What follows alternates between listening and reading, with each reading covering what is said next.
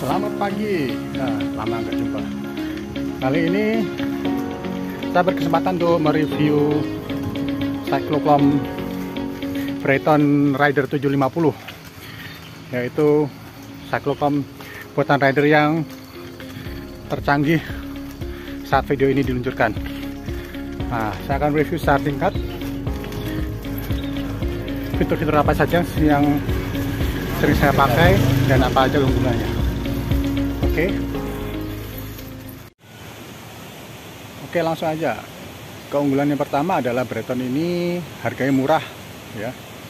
Jadi dengan harga yang hampir sama dengan Garmin 530, teman-teman bisa mendapatkan fitur yang lebih banyak dari Garmin 530, dan juga dia sudah touchscreen, ya. Jadi keunggulan utamanya adalah itu. Keunggulan lainnya, ya, karena Breton ini udah touchscreen, jadi pengaturannya itu juga menjadi sangat mudah, ya. Terutama kalau kita menggunakan GPS map maksudnya, ya. Oke, jadi kita bisa zoom in, zoom out, secara mudah.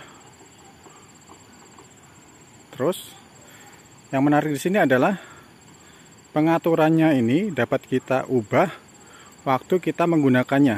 Nah, seperti ini. Ini adalah jarak yang akan ditempuh. Nah, kalau kita pengen ubah, tinggal pencet lama, kemudian kita ubah aja. Mau apa, kita ubah ke speed, kemudian kita ubah ke sini. Oke, berubah. Jadi yang semula dia jarak menjadi speed, kecepatan, tanpa kita menghentikan waktu record kita. Jadi biasanya kan kalau kita mau ubah setting, kita perlu keluar dulu, kita matikan dulu record kita, kemudian kita ubah settingannya. Tapi di Breton ini tidak perlu. Secara online kita bisa ubah secara langsung. Ya, karena menggunakan touchscreen, jadi kita bisa geser-geser map dengan gampang, ya, seperti ini. Dan ya lumayan responsif lah, tidak terlalu cepat juga tidak terlalu lambat. Kita bisa zoom in, zoom out, ya lumayan cepat. Oke. Fitur yang ketiga adalah dia bisa menampilkan gradient secara live, dan tentu saja bisa kita zoom. Jadi dapat kita lihat di sini, kita bisa melihat elevasi, profil elevasi, ya, sejauh 5 km ke depan. Kita zoom out lagi. Oke, sampai 10 km. Oke. Atau kita kalau mau zoom in, tinggal pencet ini. Zoom out sampai 500 meter ke depan, dan nggak bisa di zoom in lagi. Kalau kita zoom out sampai berapa ini, kita lihat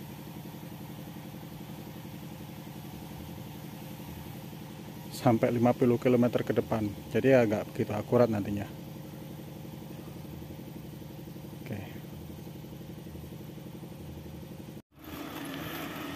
Oke, fitur selanjutnya adalah dia user interface-nya bagus banget.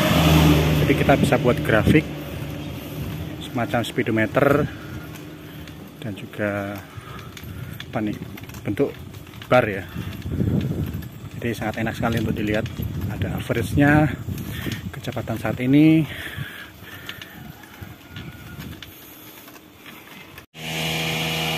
Oke, setelah kita membahas kelebihan dari Breton 750, sekarang saya akan jelaskan kekurangan yang menurut saya cukup signifikan di Breton ini.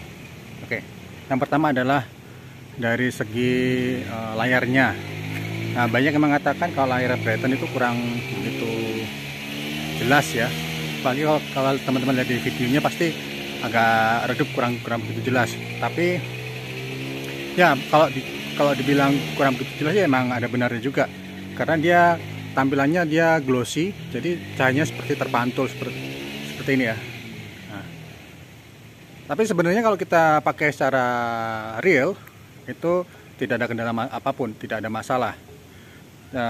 Tampilan cukup jelas, semua tombol-tombolan juga cukup baik ya.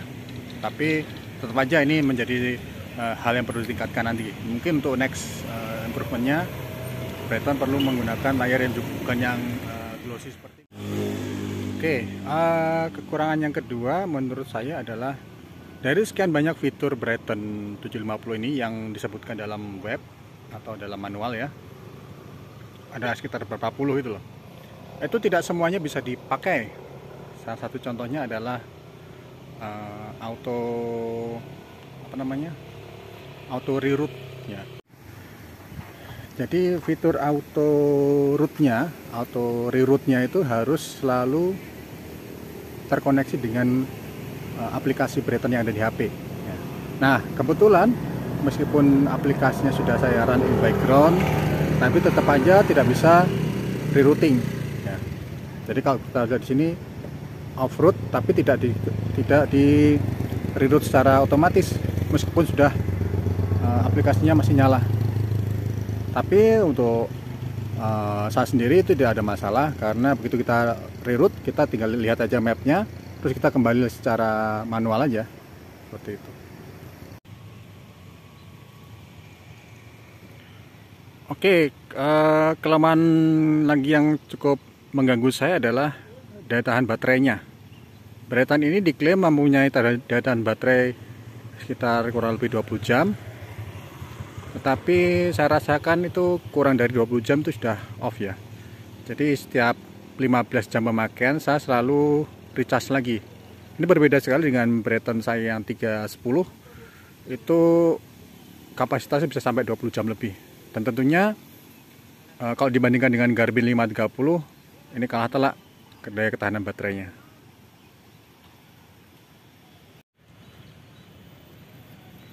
Oke, kelemahan yang cukup vital sekali selanjutnya adalah aplikasi Brayton yang ada di App Store atau Google Play itu kurang begitu bagus ya.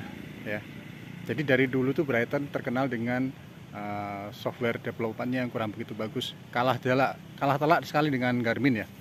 Kalau dilihat di reviewnya pasti banyak sekali review jelek dari Brayton itu. Oke, untuk yang Brayton 750 ini produk cukup lumayan baru ya, di launching akhir tahun 2020 kemarin, dan saya belinya pada bulan Mei 2021 ya. Terus pada waktu saya beli, saya download aplikasinya di HP, kemudian saya ada synchronize macam-macam, ternyata mapnya nggak bisa dipakai. Oke, terus saya tunggu aja sampai update selanjutnya, kemudian baru bisa dipakai. Nah, di kondisi-kondisi seperti itu banyak sekali yang saya kira pasti banyak yang langsung menjual Brayton 750-nya. Saran saya buat teman-teman yang beli Brayton keluaran terbaru mulai dari 420, Raider 15 sampai 750 ini, kemungkinan akan menjumpai masalah-masalah di aplikasinya ya. Saran saya tunggu saja, pasti mereka akan update dan memperbaikinya. Itu terjadi juga pada waktu saya beli Brayton 310 dulu itu. Itu awal-awal susah untuk synchronize, tapi lama-lama itu enak. Semua lancar sekali, sama sekali nggak ada masalah. Dan keunggulan dari Brayton ini adalah hardware-nya tuh bagus, bandel banget ya. Tombol-tombolnya nggak rusak setelah saya pakai hampir 3 tahun ya. Brayton 310 tuh nggak ada masalah sama sekali. Jadi saya akan keep Brayton 750 ini dengan segala kekurangannya. Nanti akan saya coba lihat bagaimana perkembangan Brayton ke depannya. Oke. Jadi cukup sekian review dari saya, semoga bermanfaat dan sampai jumpa di vlog berikutnya.